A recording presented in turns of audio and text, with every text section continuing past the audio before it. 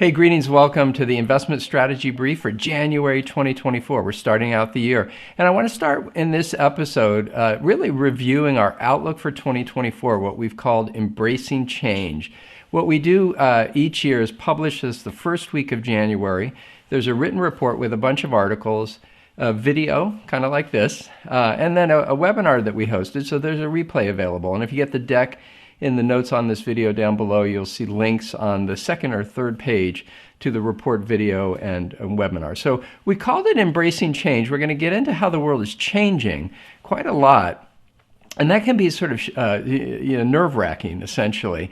And so what we want to do is sort of think about it from the perspective of understanding the changes, getting ready for them, not having them sort of spook us too much, and then in some ways embracing the change, looking for opportunities. So that's the theme for this year's Outlook, and let's jump into it. So we always include in our video and articles a 2023, in this case, a year in review. So 2023 in review. And that sort of sets the stage for what we're seeing for the year as we look into the new year, right? So remember last year we were trying to find balance. The theme was finding balance, and we had identified a bunch of signposts, things like China reopening. We actually started 2023 with China closed. We wanted to see a better alignment between market and Fed views of future monetary policy. We wanted to see things like the labor market and associated with that wage growth kind of soften a little bit. And then that should lead to, and in some ways it did lead to, a cooling of inflation. Inflation was quite elevated. It's come down a bit. The other thing we were looking for is a shift. There was a lot of sort of gloominess sort of embedded in company earnings, a view of the future, a lot of talk about issues like inflation. And we saw a little bit of an improvement, if you will, in earnings. We'll get into that in a moment. And then we would hope to see some diplomatic progress geopolitically, but if anything, it's gone against that. We'll get into it. Anyway, so it's almost like think of it as 2023 when it comes to what we were looking for. We went well along towards what we were looking for, but with more to go. Now, as it relates to the markets, what's interesting is that we basically sort of started and ended the year in terms of interest rates right at about the same point. And this chart on page 6 kind of frames that up. You can see the top two lines are basically the start and the end of 2023. You can see, for example, that the 10-year, that benchmark yield, essentially started and ended the year at 3.9%. All of that well above essentially the lower rates we saw at the end of 2021, for example, so before essentially the Fed started hiking rates. And so that idea of a round trip in terms of rates kind of saw us, and I should say, I think it was October that the 10-year hit 5%. So we saw yields across the different categories of fixed income kind of peak roughly in October, and they've come off a little bit, but again, they're well above those levels before the Fed started hiking rates. So on a forward-looking basis, fixed income remains attractive. And in fact, when we look at the returns of the markets for 2023, that fixed income return at the bottom here of page 8, 5.5% for the year. That was some recovery off of some losses in 2022, essentially as interest rates rose. In any event, to talk about the markets more broadly, you can see here that the equity market ended up surprising to the upside. So the S&P 500 had a return over 26%, that upper right number. And that was fueled by essentially big tech-oriented companies, which we've talked about in the last number of episodes. That FANG Plus index up over 96% for the year. And those names are basically a big component of that cap-weighted S&P. So in fact, when we look at that lens of an equal-weighted S&P, the second line on this chart, you can see essentially the average stock was up just under 14% in 2023. So that difference, that shift, and we'll look at a couple other charts, between sort of the big tech-oriented companies and everything else, there's a distinction there. In any event, that S&P 500 up over 26%, that was a surprise to the upside. Now, one of the things we were watching through the year was whether that first half momentum would carry through to the second half. So recall, we've looked at this chart. This is all the years going back to the 50s, where the first half had a 10% gain or more. And basically, most of the time, the market carries through, that momentum carries through. And in fact, for 2023, that's what happened. There was a time where we weren't sure what was going to happen, but there was some strong recovery further in the second half. And basically, we've seen that such a positive momentum carry through. Now, as it relates to the economy, I'd say the economy surprised to the upside, and essentially annual growth of 2.4%. Recall that the consensus view looking forward, the beginning of the year was like 0.4%, I think. In any event, remember that the consumer or consumption is about 2/3 of the economy. So we're basically almost back to the trend line pre-pandemic. And that's, a nice recovery in terms of the economy and a surprise to the upside. Now, to wrap it all up for the 2023 year in review, basically inflation cooled down to a level, these are estimates, of a little over 3%. The Fed hiked rates another 1% through the year. GDP surprised to the upside, 2.4%. And again, that S&P had a return above 26. So a year that ended up being better than expected.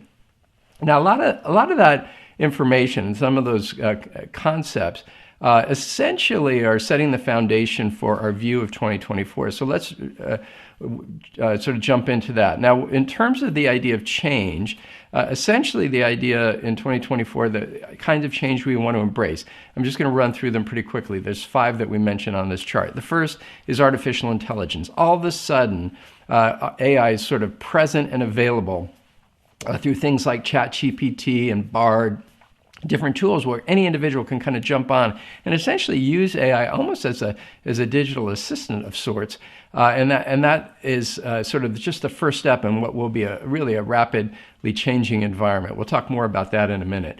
We see another dimension, the structural effects of the pandemic leading to a shift in supply chains, people trying to develop new supply chains, and really infrastructure investments we're seeing.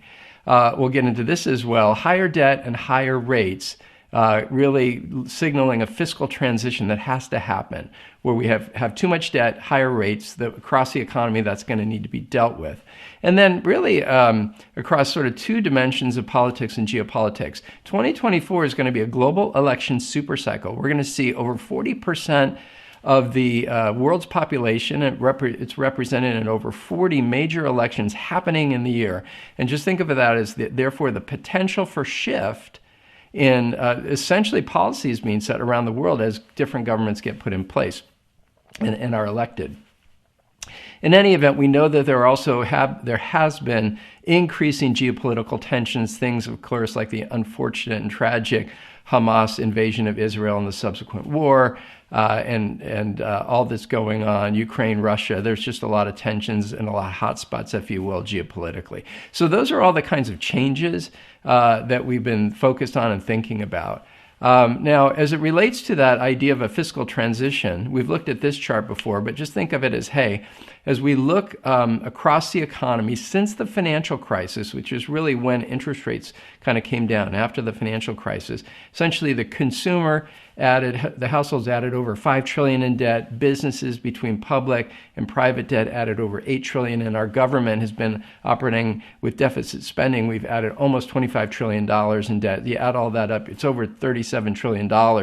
And that's a lot of debt, but when you couple that basically with higher rates, this other chart we've looked at here, pre-financial crisis, the 10-year sat at 5%, post-financial crisis, that decade, this is a pre-financial crisis for the decade, 5%, post-financial crisis for a decade, 2%, pandemic, 1.2%, this is the 10-year yield. Essentially now we're at, round numbers around 4%. The forward rate embedded in the yield curve sees that 10-year being elevated for the next 10 years plus, and then maybe settling down 20 years out. In any event, that means higher rates for longer, and those 2 things combine to what we've talked about before, this idea of a fiscal transition. The consumer needs to do a better job managing debt. We're going to see some trouble on the fringes. Businesses are going to have to deal with the idea of a higher cost of debt, what that means for either renewing debt that's out there as it matures, or what does it mean in terms of starting a business and that cost of debt being higher. And then, of course, the government spending, the idea that we probably can't spend at a deficit forever. And what we anticipate, honestly, is that voters will start to call out our elected officials to try to tighten that up. And there's a little bit of that going on. So that fiscal transition is a big part of the change that we've been talking about. Now, related to all that, the Fed, another thing that sort of happened in December, which was good that we waited till January to publish our outlook, was a shift in Fed thinking. The punchline is they'd been talking and debating about how much more to hike rates, like tighten things even further. And the shift that happened in December was pretty simple. The idea was to say, hey, look, we're going to essentially potentially focus that discussion and debate from hiking rates to both keeping rates level and or cutting. And so the people talk about that as a slightly dovish shift. And in fact, the officials offer their summary of economic projections that include essentially three rate hikes in 2024, or three rate cuts, in 2024. And so that's pretty important information. A shift in Fed thinking as the Fed is signaling they think that inflation is coming under control. In any event, when we look at the data, we did see a cooling of inflation as we got towards the end of the year. Honestly, it's firmed up a little bit at the end of the year, but the punchline here is that inflation has cooled a bit. That green line here on this page represents the monthly equivalent of the Fed's 2% target. So you can see both the CPI and the PPI coming down and hovering at or below that level, and these are 3-month rolling averages. And then you can see essentially the market, the gray line being before the Fed meeting, the green line most recent on the right here. This is basically the market's forecast based on futures of Fed rate. So the market's anticipating the Fed to cut rates. And we actually think that too. I'll get into that, but not as much as what the market's thinking. Now, as it relates to inflation itself and that little firming that we saw, essentially food has come down a lot, and then it's come up just a little bit. But it's really services, ex-food and energy, that has sort of bottomed or come down and then firmed back up. And so you can think in terms of housing-related and rent and things like that. Essentially, we're still looking for some improvement on essentially sticky inflation, sort of embedded in services. But again, the view looking forward is that is going to happen. When it comes to the markets, once again, we're sort of sitting in an environment where essentially the equity market on that cap-weighted basis is richly valued. So at the current level, and this is as of the end of the year, essentially think of it as an 11% premium to the average 10-year price-earnings ratio. But when we adjust it for that cap-weighted effect, stocks on average are still at a discount, 6% discount. Again, this is one of those signals that tell us that stock picking environment remains kind of appealing, and that active management may have an environment where they can take advantage of some of those dislocations. So again, some things that we're monitoring. In fact, here's a chart that kind of decomposes essentially that effect of the larger cap, in this case, the top 10 companies in the S&P 500, and sort of where they went and PE ratios versus kind of everything else, and then the blend together. So you can really see that those bigger companies sort of drove the results, and price earnings ratios are quite elevated. Now, again, these are companies that grow a lot, so there is a rationale for price earnings ratio to be a little bit higher, but this really shows in a nice visual sort of the difference between the two. And again, I mentioned economic forecasts here across the continuum, a variety of different organizations that we track, including our own colleague, Dr. Lindsay Piegza here at Stifel. And so, essentially everybody's got sort of this reasonably positive forecast for 2024. That rightmost column is showing that people are looking anywhere from, kind of roughly 1% to over 2% in economic growth in 2024. Our view is not quite as positive. In fact, let's get to that. When it comes to the economy, we're sort of muting from consensus our views. So the economy, we're saying, hey, it's going to slow down. And so from our team, we're saying we think growth is going to come in between 0 and 1%. We do think inflation will cool down just at or maybe slightly above the Fed's 2% target. And then we actually think the Fed's going to cut rates 2 to 3 times this year, but do so later in the year. We don't think it's going to happen as quickly. I think some of the market forecasts are showing a March cut. We don't see that. We think this is, kind of in the fourth quarter is probably a better way to look at it. When it comes to market metrics on the bottom side of this page, our 10-year forecast is to say, look, we think the 10-year is going to end the year between 3 3/4 and 4 1/4, and that it'll be roughly range bound in that range. through the year. As it relates to spreads, this is the extra yield one gets paid to either by investment grade corporates or high yield corporates. We think spreads are going to widen out a little bit, so you get paid a little bit more, but that sometimes relates to some economic stress, but be in a range that's pretty well behaved. Market Pulse, this is a publication we do anytime the S&P 500 moves down or up 2% or more. I think we did 3 in 2023 and 48 in 2022. We think we're going to do about 25 of those this year in 2024. And the long-term average is, I want to say, 18, 19. So maybe volatility kicks up just a little bit relative to averages. In any event, all this rolls up to an equity forecast that's modestly positive. So we kind of crunched the numbers and thought a index level on the S&P 500 to end the year at 5,000 is a reasonable forecast, obviously a very round number, and that would translate to a total return of 6.3%. So that's our forecast for stocks, and that's our base case. Now, one of the things we do each year is we do publish scenarios. And this year, we two other scenarios. Think a bear or negative scenario and a bull or positive scenario. And this year, we sort of framed it in 3 buckets. The consumer, 3 issues. How does the consumer act?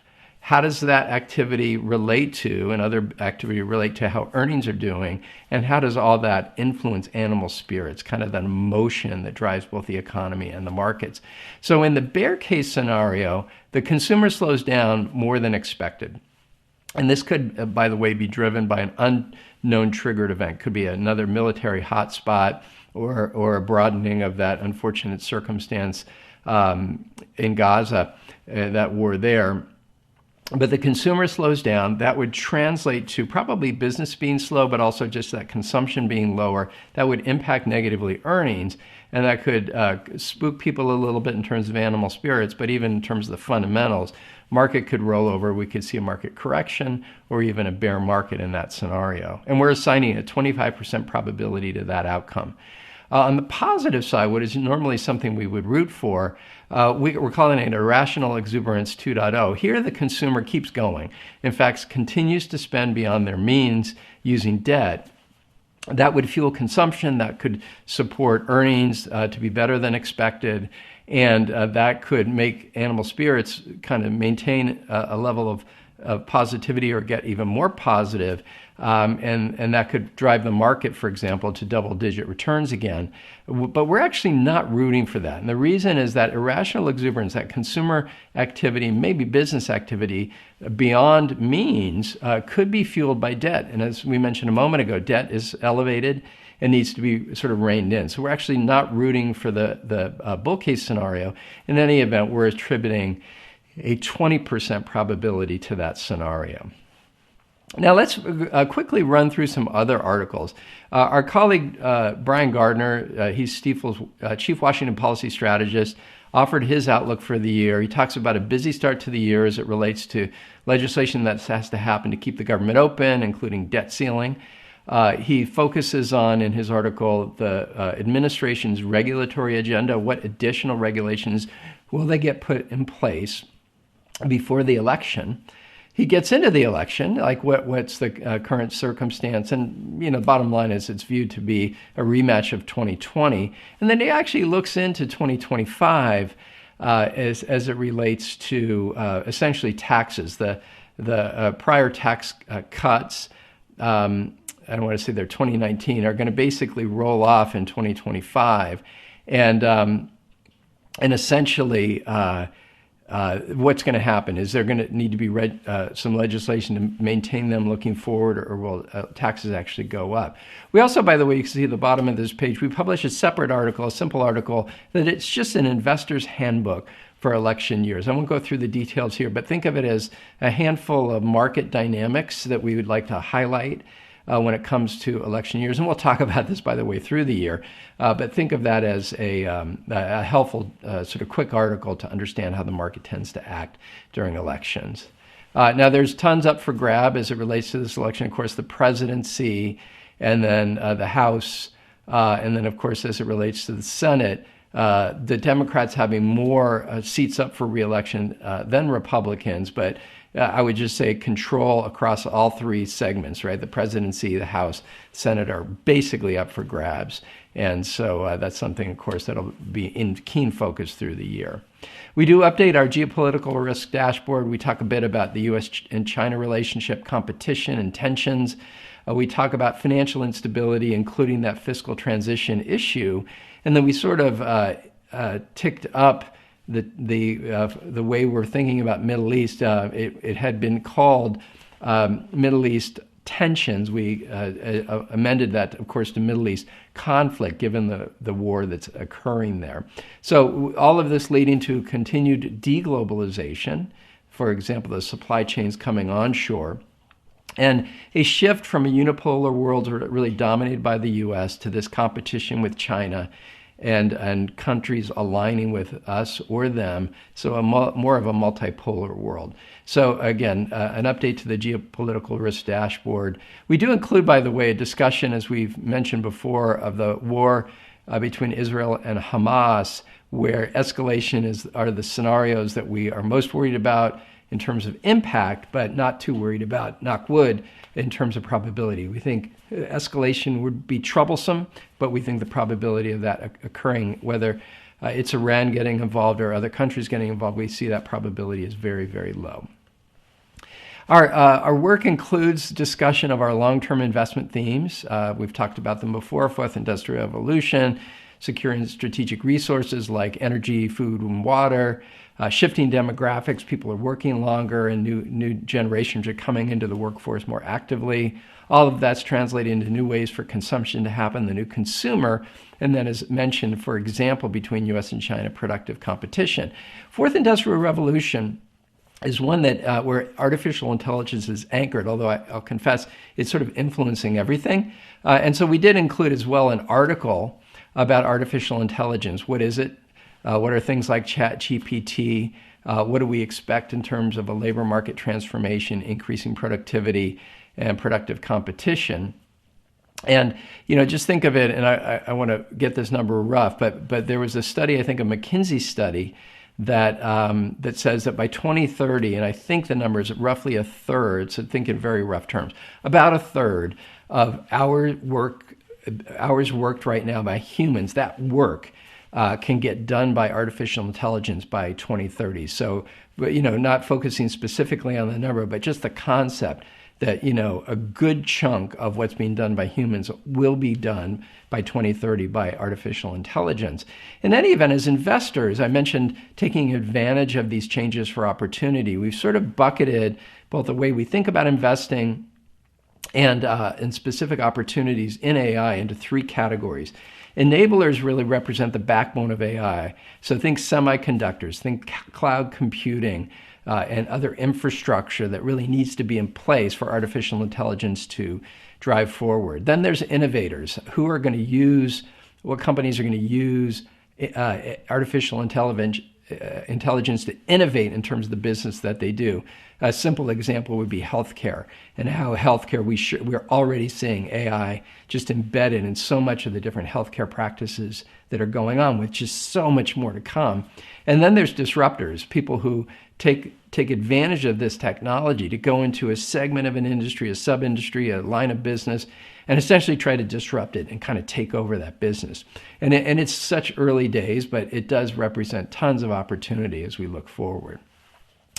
And that reminds me, we do talk a bit about how we invest, so the framework for that long-term view, asset allocation, modeling out the markets, our discipline for evaluating active strategies with manager selection, the discipline for evaluating individual stock investments, and again, all of it sort of anchored on this long-term view. Be disciplined about it, make our judgments, make our decisions, and hold for a good amount of time. That's our general preference if we can take that approach. So how we invest is included in the article. And so just to sort of wrap it up, as we do each month, I'll just mention there's so many things coming up as it relates to different key dates in the coming months. everything related to what we're talking about, the election and Fed and information being published about inflation. And we'll, of course, be monitoring updates as it relates to geopolitics and all of that. Just all kinds of things going on. So we'll be navigating that. And again, an invitation to go to stifelinsights.com to check out our body of work. Now, in this month, we don't typically do this, but I do want to recap our dynamic leanings. Recall that we have an asset allocation framework where we have different risk levels, and we have different tiers of liquidity, and we have different ways to invest in stocks and bonds. But at the heart of it, there's this view you can take a long-term approach. Think of it as setting an allocation, sticking to it, and rebalancing back, or a dynamic approach where we say, hey, either to preserve value or earn a little bit more, we can take dynamic leanings in our asset classes and sub-asset classes to take advantage of that. So we updated some of those at the end of the year for our outlook, and let me walk through them. The first is we've continued our overweight to small cap in that recognition that more broader opportunity in the market, that equal weighted versus cap weighted. There's an opportunity for good stock pickers to earn extra value. So that's in the equity space, a leaning that we've maintained. When it comes to an analysis of opportunity outside the U.S., really as it relates to a combination of sort of the strength of the Japanese environment versus some challenges of the European environment, we've gone a little bit overweight Japan within our non-U.S. And then, turning to fixed income, think of it as essentially a focus on quality. So we've leaned into investment grade bonds versus high yield bonds, just incrementally. And then within investment grade bonds, we've leaned into both governments and mortgage-backed securities incrementally versus corporates. So think of it as just across the spectrum, both stocks and bonds, we're leaning into quality. So listen, that's what we wanted to cover in this episode. And I just want to remind people, check out stifelinsights.com. Thanks so much for joining, and we'll see you next month.